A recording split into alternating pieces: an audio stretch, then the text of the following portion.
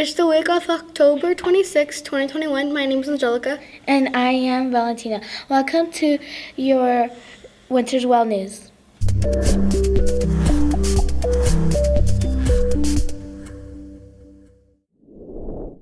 first story today takes us about 600 feet off the coast of New Zealand.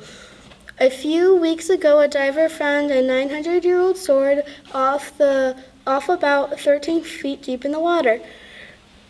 The sword is about 4 feet long, and 3 feet of that is the blade. Its size and shape suggested it belonged to a crusader, as does the fact that it was just found just a few kilometers at Atlet Castle, a crusader fortress. Scientists are hoping that it comes winter storms that storms will help to unearth more burned artifact off the coast of Israel. Time will tell that they are able to find, but it will be pretty exciting to see the sword fully restored. There is a new lumber company in Arizona that is looking to make a change in how lumber is produced and sold, as well as making our forests in Arizona safer during the forest fire-prone summer months. New Life for Restoration, which is based out of Mesa, is in a partnership with the National Forest Service, and it is doing what it can to help make sure a potential wildfire can be contained. The company has a goal to restore 25,000 acres of forests per year. Their second goal is to produce high-value engineered wood products. It interesting that no lumber is waste, how it works in the forest. Serves make which trees need to be cleared, and after their new life comes in, cuts the trees and then hauls the logs to one of its sawmills, including its new forest location near Flagstaff. They will then cut previously low-grade or unwanted lumber into small, better-grade pieces before selling them. The practice, and along with up to 25,000 acres of new forest planted each year, could really bring a change to the lumber industry in Arizona. Now let's go over to Mr. Bourne with a weekly update.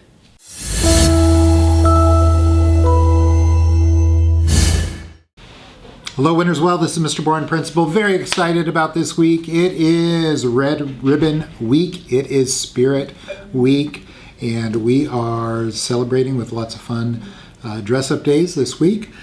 Tuesday should be this morning, and we should be seeing some crazy socks. So today's theme is Sock It to Drugs. And so Red Ribbon Week really is an acknowledgement that we want to take care of our health, take care of our bodies, and avoid drugs and things that are not good for us. And so Sock It to Drugs, crazy sock day today. On Wednesday, make sure that you are wearing your pajamas to school. It is Drugs Are a Nightmare, and tomorrow will be pajama day. Thursday is Wear Red Day, so ready to live a drug-free life. Make sure that you are all decked out in red. And then Friday will be the really fun day. That is our character day, so we're going to say boo to drugs. So this is a day where you can dress up as any character you like.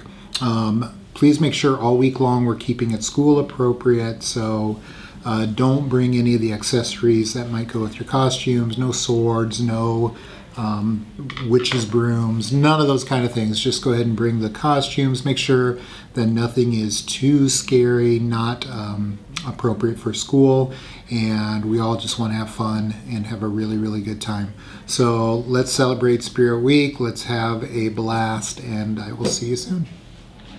Okay guys, upcoming on the news, you have a new segment called You Can Do It, Playground Fun. These are games that I'm gonna be teaching you with some of my PE classes, and you may know some of the games already, but you can play them outside at recess with your friends, and you do not need me to tell you how to do it. You can organize it yourself. Have fun. Hello, Winterswell. We're going to show you an example of a game called Great Wall of China. This is Mrs. Vargas's first grade class. This game can be played with K through 5. If your kids have already taken my class, they have played the game before. But if you don't have me till quarter 3, this is something that you could be doing with your kids or that they can organize themselves outside on recess. It's in the structured play guidebook that I shared with you. But if you have any questions about it, just let me know and you can watch us play. Okay, so for this game, it's going to be very similar to a game you've played before called Brown Bear. You know in Brown Bear how we try to get from one side of the room to the other? This is going to be the same, except we're going to be going from this side of the room to that side of the room. So what I need you to do right now is line up on the black line over there and face me. So everyone's lined up across and face me. Your job is going to be to get that way. So spread out, you can't be past the cone. Move down, Sebastian. Are you still filming?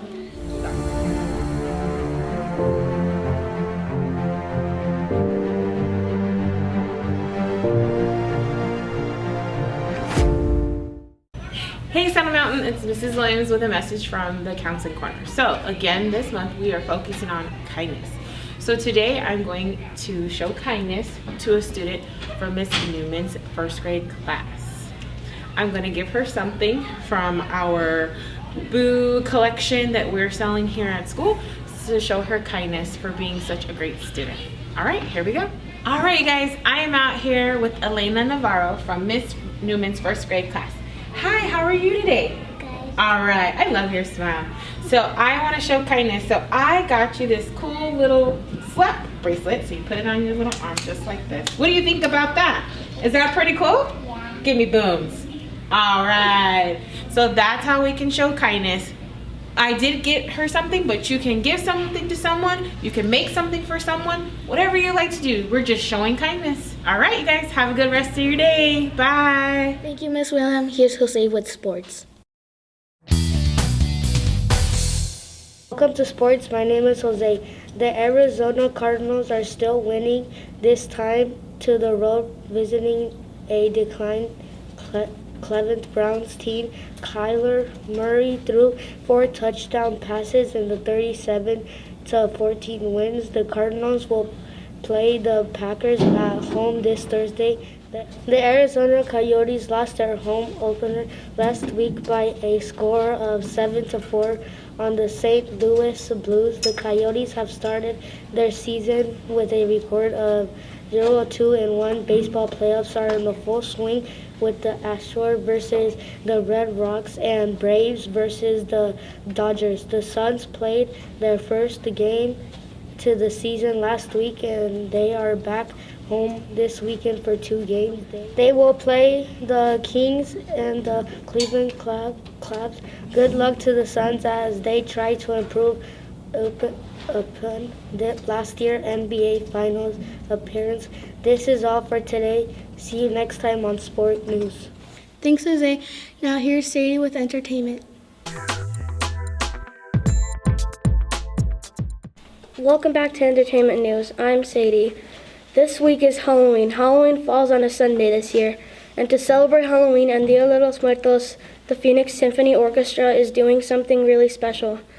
Next weekend, they are having a few special showings of the Pixar movie Coco. But instead of the music coming from the movie, a live symphony orchestra will be playing all the music. The event takes place at the Phoenix Symphony Hall in downtown Phoenix.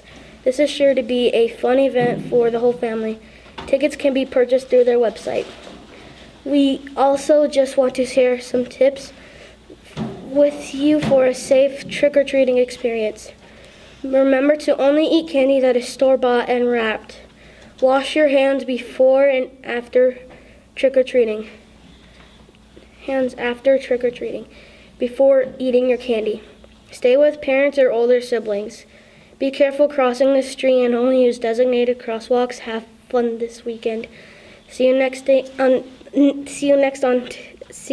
Tuesday on Entertainment News. Thank you, Sadie. Here's Joke of the Week with Destiny and Liana. Hello and welcome to Joke of the Week. My name is Liana. And my name is Destiny.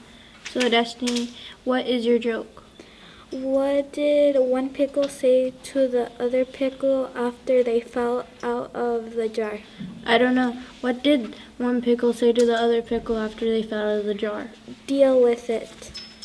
Great joke, Destiny. If you have a joke and would like to tell it on the news, please go to smusd.me, be on the news, and we would love to have you on. See you next time on Joke of the Week. Thanks, girls. Here's Tatum with Fun Fact Trivia.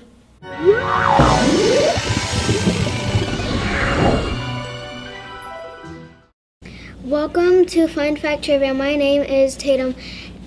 Did you know that October 26th is National Mincemeat Day? National Mincemeat Day celebrates an Old English recipe mixing spiced meat and fruit. Originally, mincemeat served as a way of preserving meat without salting or smoking. Bakers then used the filling to make mince pies. They became the unique part of holiday dinners. In some families, they still find a place in a holiday dinner table. Your question today is, what year does the first record of mincemeat date back to? Is it A, 1413? Is it B, 1587? Is it C, 1623? You have 10 seconds to make your decision.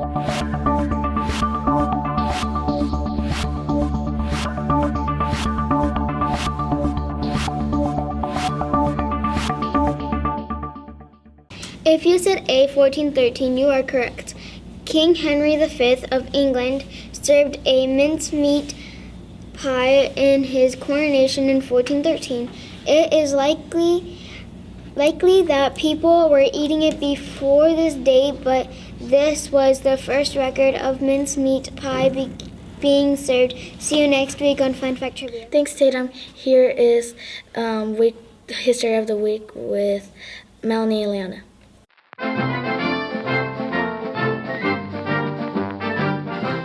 Welcome to This Week in History. My name is Liana. And I am Melanie.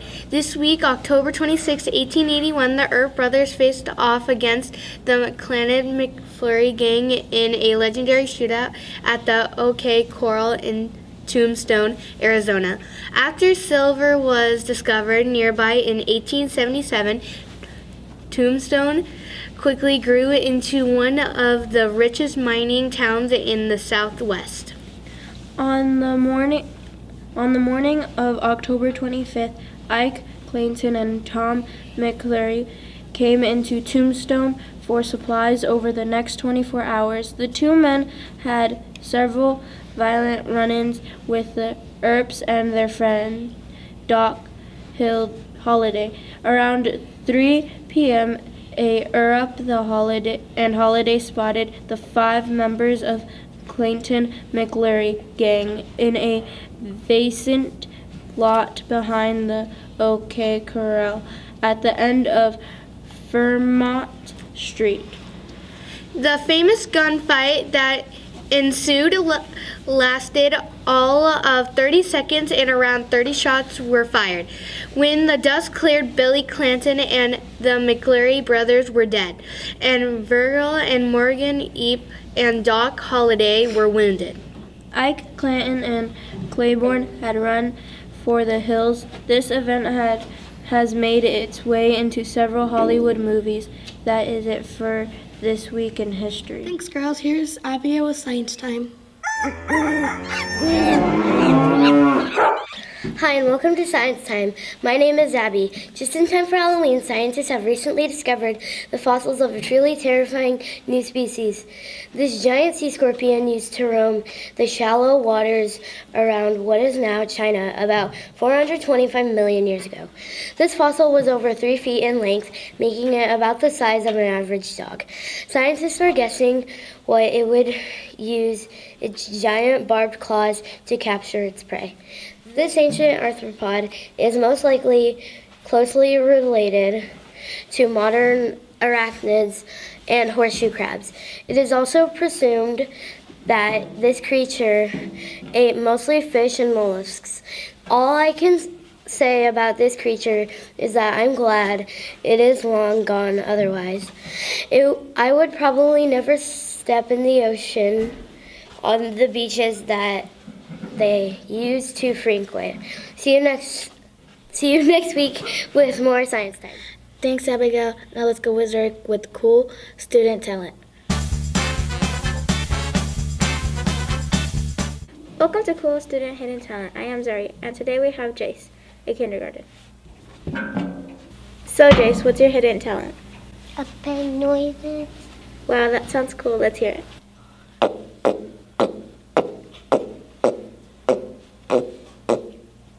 Wow, Jace, when did you learn how to do that? When I was 4. Great job. If you want to have a talent that you want to show on the news, go to smusd.be on the news. See you next time on Cool Student Hidden Talent. Thanks, Zuri. Here's Destiny with Word of the Week.